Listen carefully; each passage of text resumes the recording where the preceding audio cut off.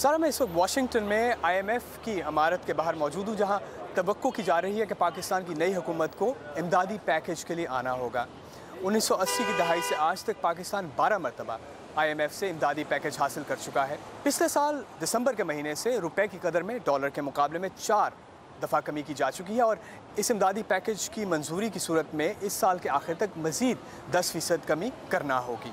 पाकिस्तान की मईशत की सूरत हाल अगर देखें तो इस वक्त स्टेट बैंक ऑफ पाकिस्तान के ज़रिए मुबादला के ज़खायर 10 अरब डॉलर से कम है, जिनसे महज 2 महीनों तक की दरामदात खरीदी जा सकती हैं। मजमूई बैरूनी कर्जे 92 अरब डॉलर तक पहुँच चुके हैं।